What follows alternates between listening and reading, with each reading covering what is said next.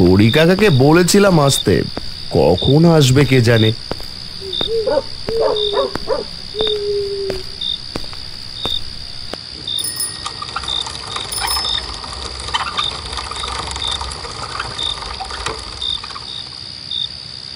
এসেছি দাদা বাবু, চলো গাড়িতে উঠো। আরে তুমি রিক্সা কবে কিনলে? তোমরা যতদিন ছিলে সব কিছু ভালো ভালোই কাটছিল, কিন্তু তোমরা চলে যাওয়ার পর থেকে আমাদের সংসারে অভাব শুরু হয়, তাই আর কি। ভালো করেছো হরি কাকা।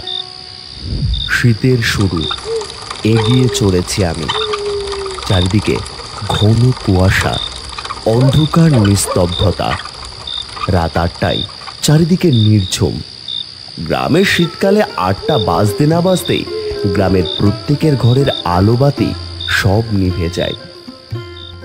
আরে আমার পরিচয় তো দেওয়া হলো না। আমি অজয়, গ্রামে এসেছি জমি বিক্রির জন্য। কয়েক বছর হয়ে গেল আমরা শহরে আছি। গ্রামে জমি পড়ে নষ্ট হচ্ছে, তার সাথে আমার সব থেকে কাছের মানুষটার সাথে দেখা করার জন্য। কতদিন পর দেখা হবে। তোমার বাড়ির সকলে কেমন আছে? আচ্ছা হরি কাকা, মিতু কেমন আছে? মিতুর কথা বলতেই হরি কাকা চুপ করে গেল।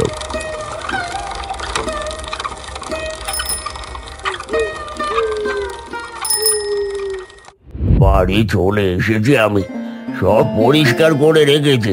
তুমি ঘরে গিয়ে বসো, তোমার কাকিমা এসে খাবার দিয়ে যাবে।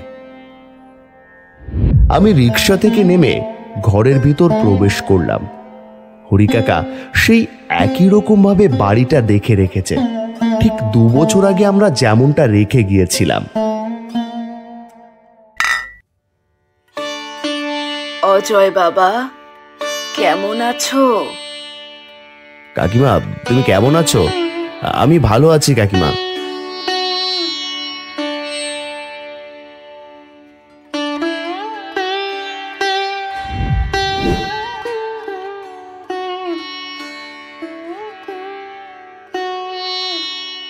তুমি কত খাবার নিয়ে এসেছো কাকিমা, কি করেছো তুমি? তুমি তো আমাদের পুরো ভুলেই গেছো। এত বছরে একবারও দেখতে আসতে ইচ্ছে করলো না বুঝি?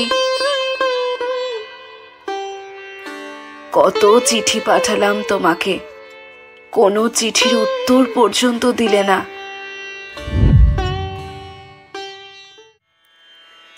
রেনু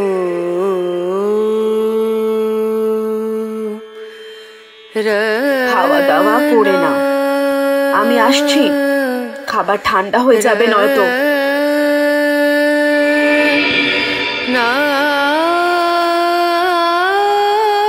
আমি একটা জিনিস লক্ষ্য করলাম, কাকু আর কাকিমা যেন যতটা সম্ভব পারছে আমাকে এড়িয়ে যাচ্ছে। সেটার জন্য আমি দোষী, আমি সব বুঝতে পারছি, কিন্তু সেই মুহূর্তে আমার কিছুই করার ছিল না।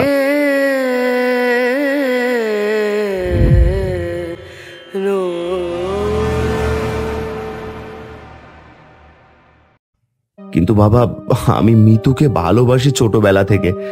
আমরা একসাথে মানুষ হয়েছি। আমি ছোটবেলা থেকে ওকে পছন্দ করি, আর আমি ওকে বিয়ে করতে চাই। বাবা 3টে বছর সময় দাও, আমি নিজেকে প্রতিষ্ঠিত করে তারপর বিয়ে করব। প্লিজ বাবা। তোমাকে দুটো জিনিসের মধ্যে যে কোনো একটা জিনিস পছন্দ করতে হবে। তুমি মিতুকে বিয়ে করবে না শহরে গিয়ে পড়াশোনা করবে? বাবা, শহরে গিয়ে পড়াশোনা করা আমার স্বপ্ন।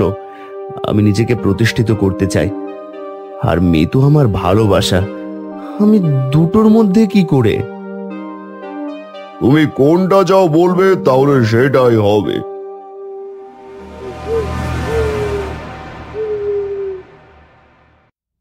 তুমি শহরে গিয়ে পড়াশোনা করো, আমার কথা বাদ দাও। আমি এখানে তোমার জন্য অপেক্ষা করব। পড়াশোনা করে প্রতিষ্ঠিত হয়ে ফিরে আসো। এখন তোমার মা বাবার কথা মেনে নাও।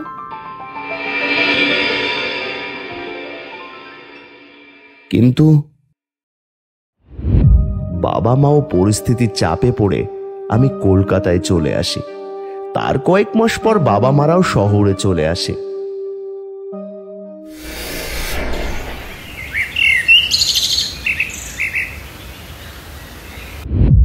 মিতু কোথায় কাকিমা? এসে থেকে একবারও মিতুকে দেখিনি। মিতুর কথা জিজ্ঞেস করতেই কাকিমার চোখে মুখে একটা রাগ ফুটে উঠেই হঠাৎ মিলিয়ে গেল। তারপর কাকিমা কোনো উত্তর না দিয়ে ঘর থেকে বেরিয়ে গেল।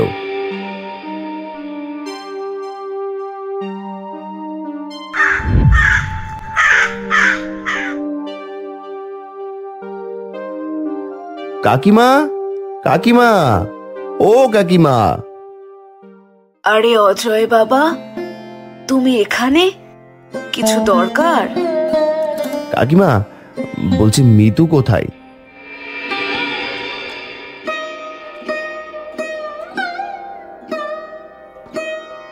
কাকিমা, কি হয়েছে? তুমি এভাবে কাঁদছো কেন? তুমি জানো না বাবা, মিতু মারা গেছে। কাকিমার কথা শুনে আমি তো পুরো চমকে গেলাম। এ কি করে হতে পারে? তোমরা আমাকে কিছু জানাওনি কেন কাকিমা? আমি তো এসবের কিছুই জানি না।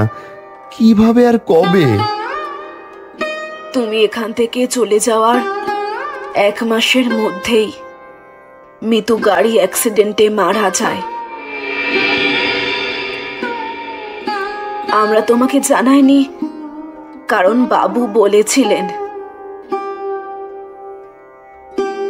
এই ঘটনা শুনে আপনি বিচলিত হবেন, আপনার পড়াশোনার ক্ষতি হবে, আপনি হয়তো শহরে না থেকে এখানে চলে আসবেন, তাই আর বলা হয়নি দাদা বাবু।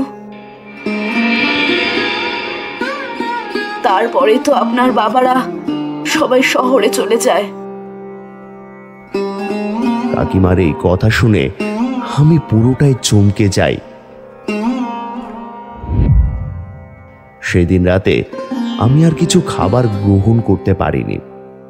আমি আর আমাদের পুকুরের পাড়েই দাঁড়িয়েছিলাম, যেখানে আমি আর মিতু মাঝে মাঝেই সকলের আড়ালে দেখা করতাম। পুরনো স্মৃতি মনে করছি, কখন জানি না চোখের কোণে জল জমতে শুরু করেছে। এমন সময় হঠাৎই শুনতে পাই একটা চেনা শব্দ। অজয়, এতদিন পরে এলে? আমি তো মিতুকে দেখে পুরো চমকে যাই। তার সাদা মণিহীন চোখ আর গোটা গায়ে আঘাতের চিহ্ন। সেখান থেকে রক্ত টপ টপ করে পড়ছে। আমি মিতুকে দেখে জ্ঞান হারাই।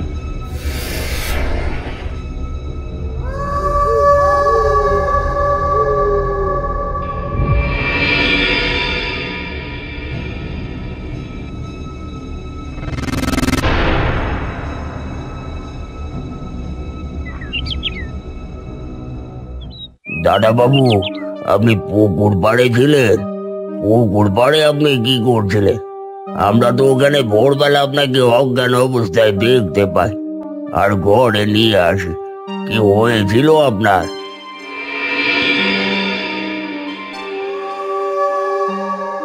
আমি গরম চা করে নিয়ে আসছি, ভালো লাগবে। এখন ঠিক আছেন তো দাদা বাবু? আমি রাতের কথা কিছুই কাউকে বললাম না। সেদিন রাতের বেলা আমি ঘর থেকে বসে সেই ঘাটের দিকে তাকিয়ে আছি। হঠাৎ দেখি সেখানে মিতু দাঁড়িয়ে আমাকে হাত নেড়ে ডাকছে। আজকে কিছুটা ভয় কেটেছে মনে হচ্ছে। ও আমায় কিছু বলতে চাইছে।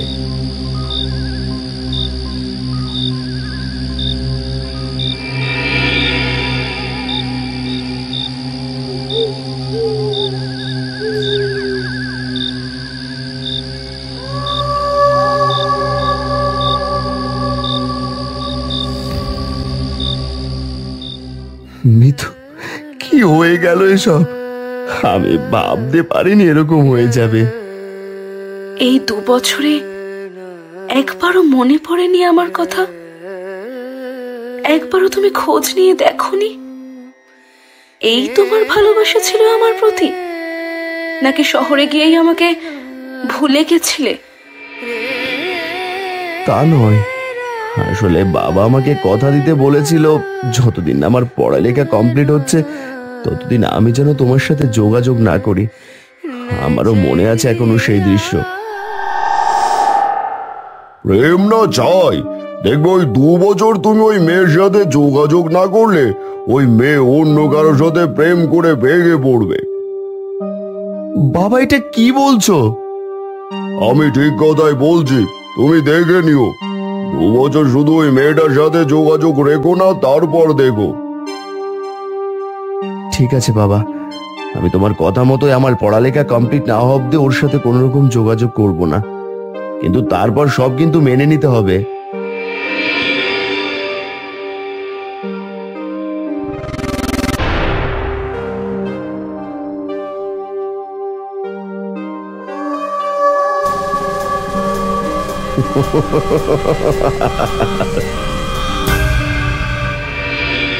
তাই আমি তোমার সাথে যোগাযোগ করিনি। বাবাকে এটা বোঝানো উচিত ছিল যে আমরা কোনো ছেলে খেলা করছিলাম না, আমরা সিরিয়াস ছিলাম। তোমার বাবা খুব ভালো তাহলে চাল চেলেছিল, পাক্কা চাল বাজুনি। মিতু, বাবার ব্যাপারে কোনো খারাপ কথা নয়, তাছাড়া আমার বাবা আর আজ বেঁচে নেই, তাই আমি এসেছি সবকিছু ঠিক করতে। আর তুমি জানতে চাও আমার এই অবস্থার জন্য কে দায়ী? কিন্তু তোমার ব্যাপারটা তো অ্যাক্সিডেন্ট ছিল, কে দায়ী মানে? না, এটা একটা পরিকল্পিত মার্ডার ছিল। তুমি সহ্য করতে পারবে না কার জন্য আমার এই অবস্থা। একদম, আমি জানতে চাই কার জন্য আজকে তোমার এই অবস্থা, তাকে আমি উপযুক্ত শাস্তি দেব। তুমি চলে যাওয়ার 1 মাস পর বাড়ির সকলে সেদিন পাশের গ্রামে আত্মীয়ের বাড়ি গেছিল। তুমিও তখন শহরে, শুধু ছিল তোমার বাবা, মানে আমাদের বড় বাবু। আমি মন খারাপ হলেই এই পুকুর ঘাটে এসে বসতাম। সেদিনও এসেছিলাম। হঠাৎ সেদিন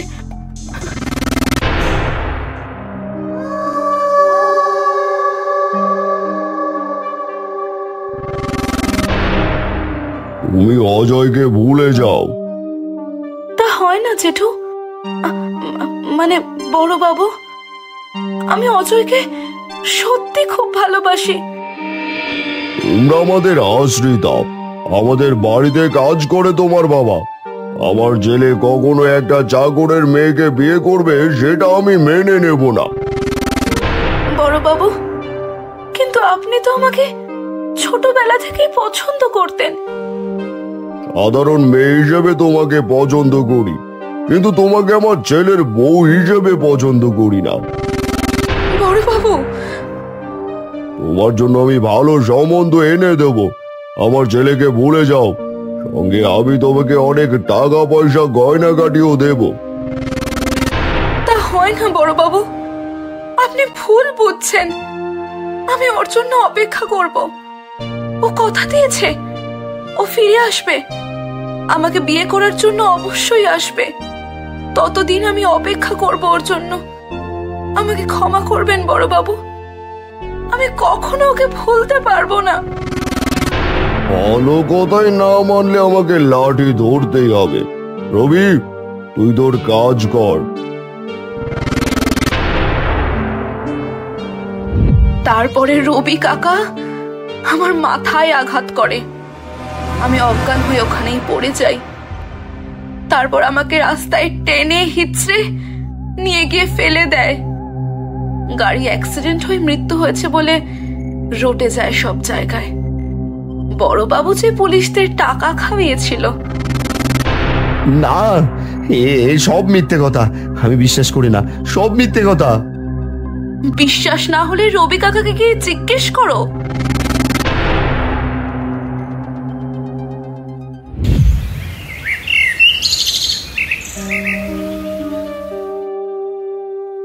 হ্যাঁ দাদা বাবু, আপনি যা ভেবেছেন সব সত্যি। আপনার বাবার কথায় আমি মিতুমাকে মারতে বাধ্য হয়েছে, কিন্তু তাছাড়া আর কোনো উপায় ছিল না। আমাকে ক্ষমা করে দিন আপনি। এই কথা কেউ জানে না, আমার এবার মৃত্যুর সময় হয়ে এসেছে। আমি আর কাউকে ভয় পাই না। তখন আমি আমার বাচ্চার জন্য এসব করতে বাধ্য হয়েছি, নয়তো যে আমার বাচ্চার ক্ষতি হয়ে যেত দাদা বাবু, বড় ক্ষতি হয়ে যেত।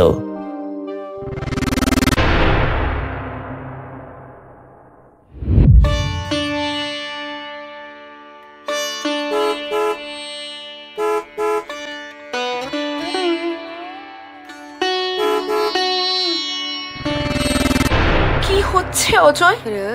এটা কি হচ্ছে? জীবনটা কোনো ছেলে খেলা নয় অজয়। তুমি এইভাবে রাস্তা দিয়ে হাঁটছো কেন? এতে তোমার ক্ষতি হয়ে যাবে। আমি জানতাম না আমার বাবার জন্য তোমার আজ এই অবস্থা। যা হওয়ার হয়ে গেছে। তুমি নতুন করে জীবন শুরু করো।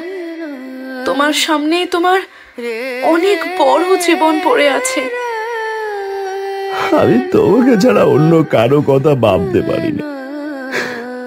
আমি তোমাকে ছাড়া থাকবো কি করে? কি করে থাকবো? আমি তোমাকে সুখী দেখতে চাই অজয়। ভালো থেকো। আমি তোমাকে সত্যিটা জানাবার জন্যই এতদিন অপেক্ষা করেছিলাম।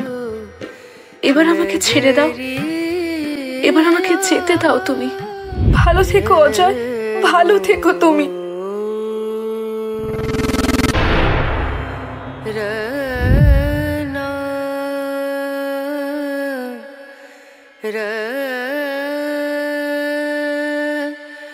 না